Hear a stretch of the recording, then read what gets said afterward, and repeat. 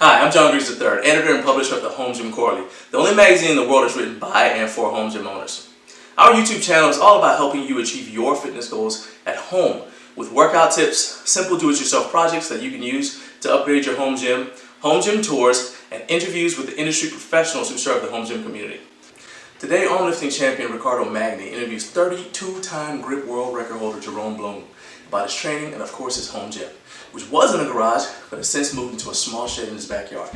Check it out.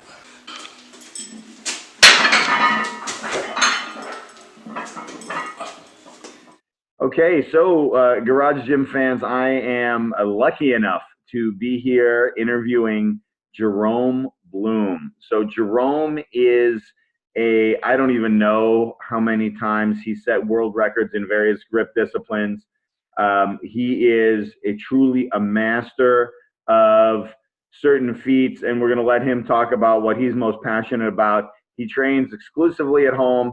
He lives in England, and he's going to tell us all about his garage gym, some of his training methods that he uses, and how he's built up his home gym over the years. And with that, Jerome, let's take it away. Let's begin. So why don't you tell everyone where you live and a little bit about your garage gym, please? Thanks for inviting me. It's a great honor.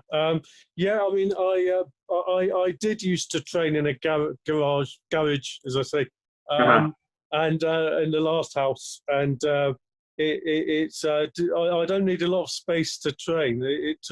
Usually it's other possessions, but I'm now in a shed, and it's mostly taken up by my arm wrestling table and grip equipment, and there's just enough space to lift. So also, in the summer, I've got a timber pallet that sits on the patio in the garden. So it's a good lifting platform that can just be whacked down anytime the weather's good. So I always recommend that. You know, if anyone ever has had a dumbbell delivered, they'll deliver it on a pallet. And it's something, keep it. You know, you can keep a pallet, and it's something useful to lift on, and it won't destroy your garden. So, that's a great tip for outdoor training. I know in England it's the weather sometimes a lot of rain and fog, and maybe not the greatest always for outdoor training. Yeah, gazebo. Get a cheap gazebo, something to train under. But no, I mean, as far as equipment's concerned, originally it was something to.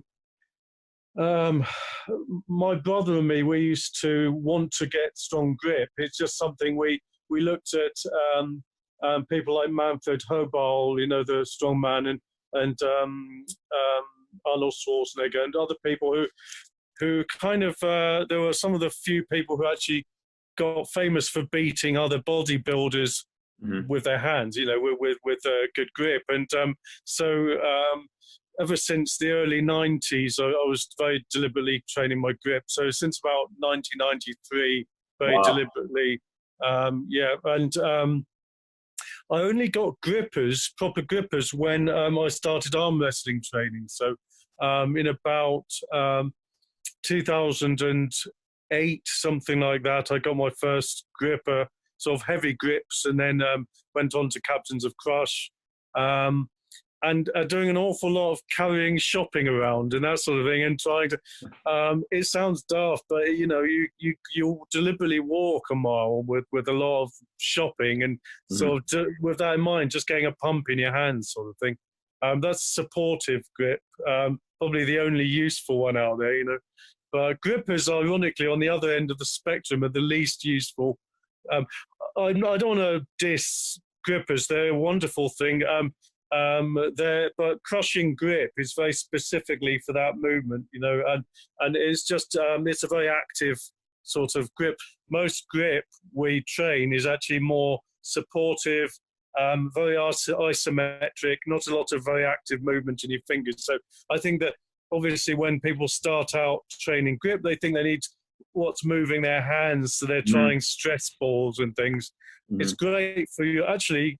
Absolutely do that for your hand health, for health generally. Start going to competitions, you realize you need to really practice your isometrics and your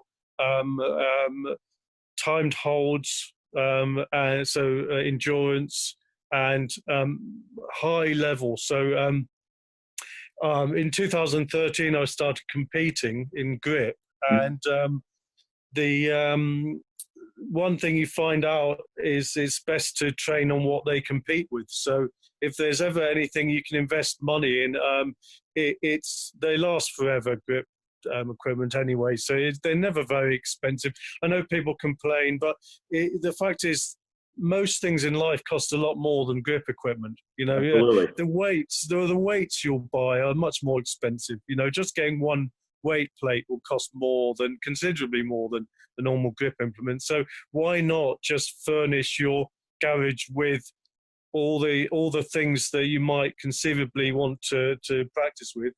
And a lot of people, they tend to get too much into things that they're good at immediately, but you haven't trained that. You know, there's something that you've got an aptitude for, you can easily overtrain, and then other things will suffer because of it. So I would say for well-rounded grip, don't neglect the major types of hand grip. You know. Now, where I'd like to go is I want to hear more about some of the specific training equipment that you're currently using, and then I want to hear about some of your current goals on what you're currently training for.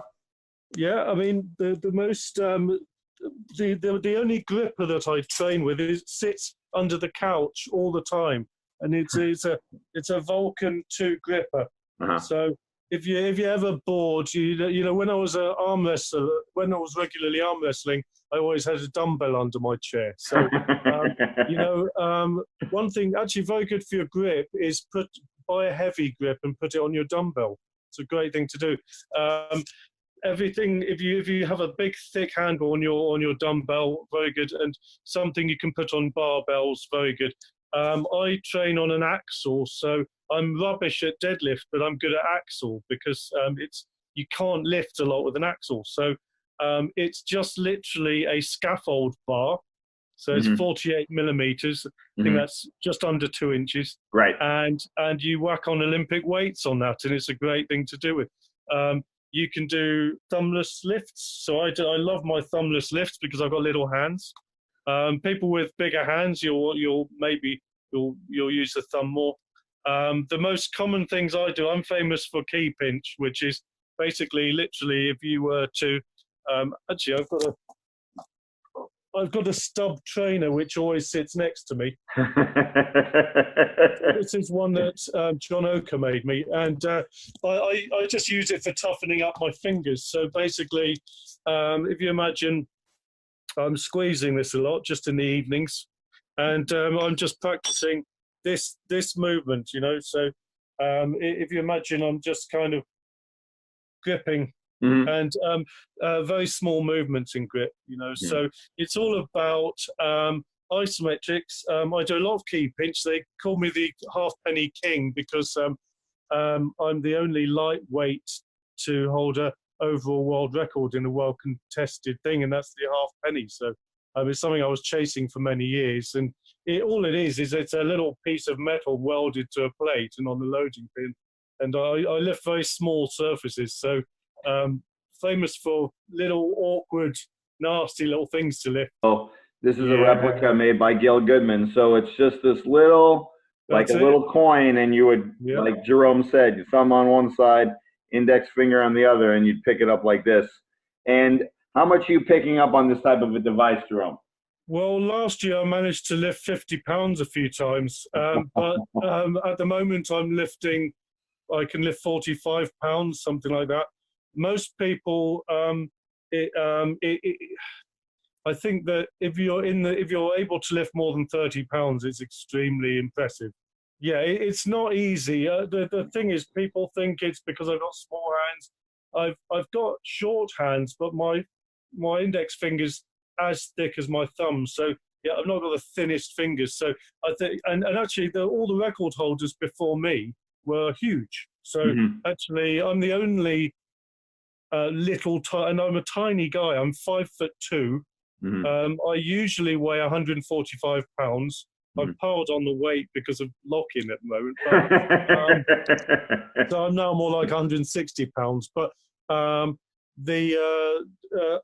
train what you enjoy. Yes, I mean the half penny I'm good at, not because I enjoy it more, but because I've trained it more often than anything else. You're going to get good at something you do a lot, Absolutely. and enjoy. There's things I'm rubbish at that I enjoy training as well. So things that are better suited for big hands. So I love the lifting blocks, you know. So you can get you could like a 2x4, that kind of thing. Mm-hmm. But this is they're made out of metal, and that's called, believe it or not, a lot of people in grip don't know it's called pulp pinch. Pulp pinch is when you're literally doing that. Mm-hmm. And it's the pulp of the fingers, the thumb there, and these parts of the fingers. And you can do very well just to whack a rectangular section of steel onto a barbell, you know, and try and just stick on weights normally and lift of that. I've got bought ones from Celerikov, really good company from Russia. Iron Mind, very good. I know people are a bit unkind about Iron Mind these days because they've been a bit, they've changed the rules a lot with competitions, but how many people actually do an Iron Mind competition? It's still a very good company, you know. A lot of good companies they're not overly expensive. I mean, you're going to buy something once, you know. Right. So there's also barrel strength systems. So Gil Goodman's one, superb.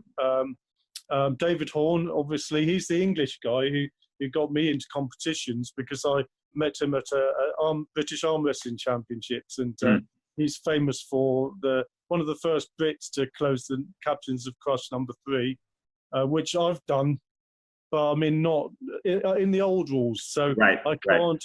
They've got a thing called card close where you stick between. You imagine that was a normal gripper. You basically stick a credit card between the handles and close it. Well, that's outside of my gripping zone completely. So me trying to do a credit card is just a joke. I've done the credit card close on a #2 gripper, which is nothing, you know. So yeah, but for your hand size, that's very impressive, though, Jerome. I mean, for the people who don't know, are familiar with the grippers, that's very, very, very good. So tell me, what does your training schedule look like? How often do you head out to the backyard, or the garden, as you would say? How often do you head out to the shed and get the work done? Well, until furlough, until lockdown, it was always 7 days a week, usually in the evening. So my training would usually be about 9 in the evening. I'd go down to the shed and an hour or two every single day. One rest day maybe come every month or two. But because of furlough leave, I thought I could just train more, but actually I'm finding out I can't train any more than I could before. It's the difficulty is your nervous system won't take any more than that. So it's not like CrossFit or something like, or bodybuilding, where you have to have a rest day to build muscle. We're not building muscle in grip. I've got the same size muscles I've had for the last decade. You're building tendons and ligament connections, and so that you can use that type of muscle. So if you imagine in your forearm, you're enabling the fingers to take that power from the forearm, and in order to do that, you need big connections. So you're building up big connections, big tendons, and for that you can just lift every day. That's why the best people in grip sport often have physical jobs, you know, builders, farmers, that sort of thing. I've got an office job, so I treat my grip like a job.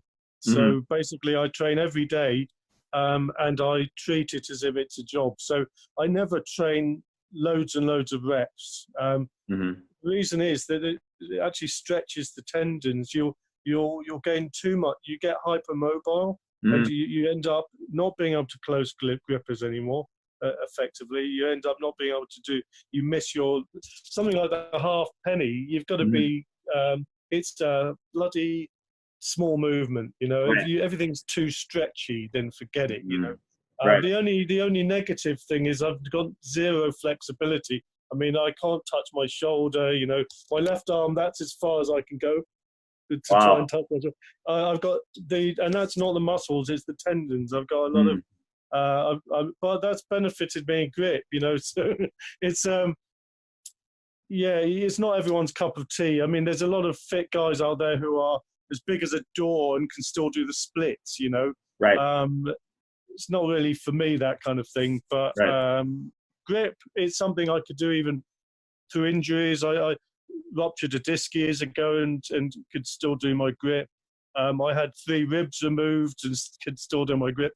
You know, so Unbelievable. yeah. So I had a bone tumor in my chest. So it's something that even though I had to pretty much give up arm wrestling, and I'm trying to get back into it, grip stuff you can just carry on doing. I mean, when I couldn't go anywhere, I could at least I could keep a gripper next to the chair. You know, Right. it's something that's easy. I'd say that something that engages with more than just yourself and a YouTube page is also useful. So the most important thing for me recently has been engaging with the grip community. So there's a whole world of people out there, world of knowledge. There's online challenges, there's competitions you can go to. And if you're starting out in grip, it's probably the best thing to do is go to a grip competition, because a lot of them are designed not so much for the most technical events. So a lot of the competitions, they have quite non-technical, grabby sort of events where you can just, if you're very strong, it might suit you and you can go and have a laugh and meet some people. So if you don't want to be, I was going to drop a name, but there's a chap I used to train in my house twice a week who is only a 40-minute drive away. He's got a bit of a reputation for winding people up. And he's one of these lone wolf people, not like Rich Williams. He's a lovely chap, but I think that don't be selfish. You know, it's don't be afraid to lose. Don't be afraid to fail lifts. If you never fail a lift, you're never going to progress. I always train maybe 80% minimum of my max weight for lifts. So I never do loads and loads of piddly little weights, because you get body types, right? And my body type, I tend to balloon. You know, I'm very much a mesomorph. So if I was to pump iron all the time, I would blow up. I mean, I would be just ridiculous. So, you know, the fact is, people say, oh, you're a great forearm. I've not been training that to be big. If anything, I used to have a bigger forearm. I used to have a sort of a 15.5-inch forearm for a tiny little person like me. It's a lot. Wow. And I wasn't as mobile.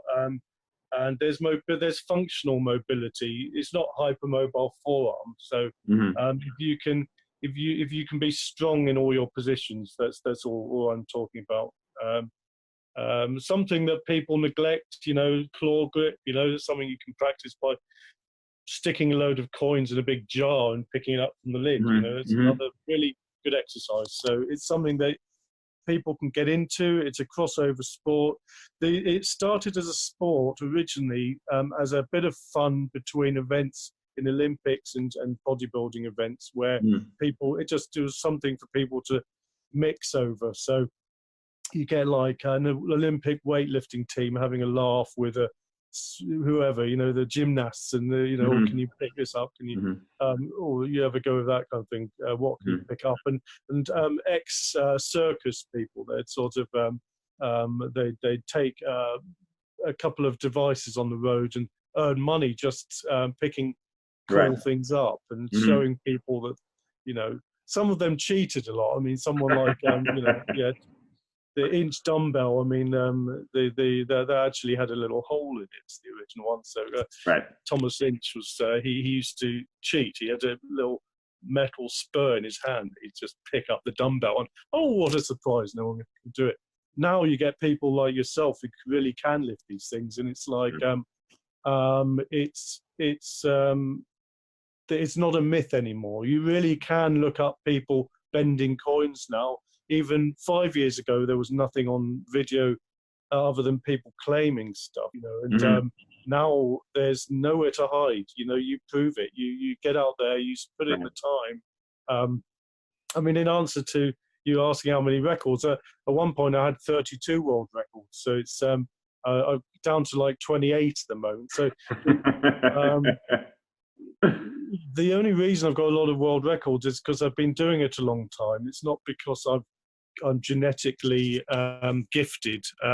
Definitely not genetically gifted. I've got problems. You know, I've had other physical problems, but I've spent a lot of time on something I love, and you know, you can, even if you're a little hobbit like me, you can still beat heavyweights if you train long enough. You know. Well, that's a perfect segue to my final question, Jerome. You obviously, for years and years and years, have put in the work in the shed, in the garage to get to where you are now. What are your goals for the rest of 2020? I mean, I think I'm not sure what the situation like is in England right now, as if it's getting close to opening up. I mean, we're in the middle of May right now as this interview is happening. Do you have any specific goals, either for training or for competitions later in the year? It's rubbish compared to last year. I mean, last year we had a wonderful King Kong competition and Bone Hill in Finland. I would love to go to Finland again this year, but I don't know. England's worse off than most countries as far as the virus is concerned. We've had percentage-wise, we're worse than even America. So worse than anyone. We 31,000. Deaths in a population of 65 million, you know. It's quite a lot if you compare it to 70 million deaths in America. So no, we're still very much on lockdown. The way I see it, my goals are to, I've already ticked off a lot of things, is to try and reach out to other people in the sport and to get more people involved. So give people something to do when they're at home with nothing to do. You know, there's great challenges and fun things we can go for. Personal challenges, I mean, as far as strength goals, I wanted to beat 23 kilos with the half penny. The best I've ever got off the ground was 22.95 kilos, which is, considering the world record, my world record's only 21.61 kilos. So it's to get it in a competition is another thing, you know. It's this whole thing, you know, it's like what people are saying about Giants Live doing official competitions online without, it's controversial, you know. Right. As someone who's competed in many competitions, I would say it's a special environment when you've got pressure, you're in front of people, you have to lift when it's your turn. It's not just about getting decent pair of scales, you know. Yeah, no, I agree. I mean, as someone myself who's competed in Finland and Russia twice, I know what it's like, and I've flown all over the United States to compete. I know what it's like. It is definitely a different feeling when your name is called and you walk on the stage and that's your moment. It's not like a perfect training scenario where you can lift exactly when you want with exactly the right music or the right crowd cheering for you. It's definitely a different situation. I do appreciate the lifters who are lifting in those more optimal scenarios right now, because what else can you do? They're training hard, and but I agree with you. It's not the same as if we're in a contest. If you and me and Arto are in Arto's gym at the Bone Hill or in that gymnasium or wherever the hotel, wherever they're going to have it, and we're out there battling it out, right? It's a different animal altogether. Yeah, I mean, one thing you never get in the shed is, or the garage is all that painful amount of adrenaline. I mean, I get the shivers, you know, I get the amount of adrenaline and fear, you know, it's an incredible thing. The one thing that gets, the one antidote for that is the fact that they're such social events. So we'll just have a laugh with everyone. It's not like any other type of sport in that sense. I mean, maybe arm wrestling in a way. I remember you used to get families, kids running around the table when you're trying to compete in arm wrestling. Not that bad in grip, but I mean, it's a small sport and it's very generous people. It's full of people who respect each other. You get a few trolls online, but that's not really accurate for what the sport's like. Just because someone's louder than everyone else online, it doesn't mean that they represent the sport. Most people have a genuine wish to spread the word and to grow the sport and to enjoy it and to not hide it from anyone. I mean, the worst feeling is to win a medal when hardly anyone else has turned up. Of The course. best things are to beat lots of people. You want to beat if you're a little guy, you want to beat the heavyweights. No better feeling than to beat the heavyweights, in their own game. So make yourself accountable, go out, enjoy it. You don't have to win, but you've got yourself to beat first off. And eventually what happens is you're always beating your own goals. Eventually there will be other people's goals you're beating. So it's Exactly. sort of keep it personal, but be nice, Well, I agree 100%. That's my own mentality and my own feeling every time I step inside my own garage is I'm not going to leave until I set a personal record of some kind, until I've improved over what I've done before. Yeah. And that's taken me pretty far over the last few years. And I'm sure now with my rejuvenated health, it's going to take me even farther. So Please God, that'll be good. yeah, and I'm quite sure that I will see you in person. I understand that Eddie Hall is trying to put together some kind of Arnold Classic type competition in England, and I'm pretty sure Armlifting USA is going to try to run an event there. So if I run an event there, Eddie is great. He's a laugh. I've met him a few times, and there's a picture of me with him on an arm wrestling table, and everyone always asks me the same thing: who won? I didn't arm wrestle him. All we were talking about was grip. I was asking him about dumbbell presses, and he was just asking me about grip. And we didn't even talk about arm wrestling, even though it was an arm wrestling event. So it's sort of it's one of these things. They're strong men. It's an important part of their thing.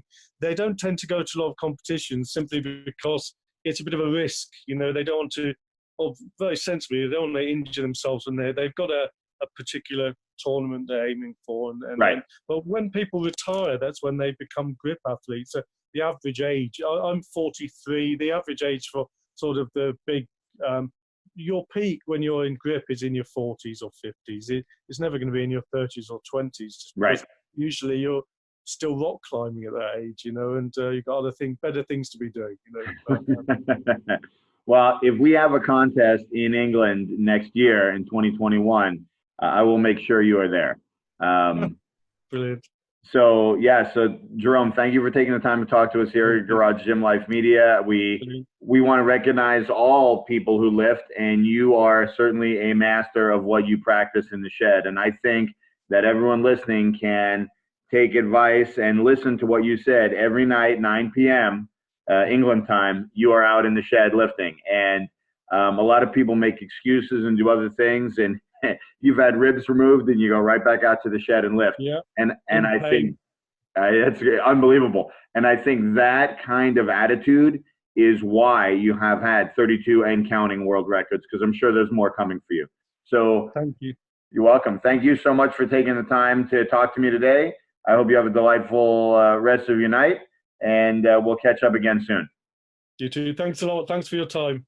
Hope you guys enjoyed the video. Before you go, don't forget to check out our merch store. And if you haven't already, go ahead and subscribe and hit the bell so you don't miss any of our video content. See you soon.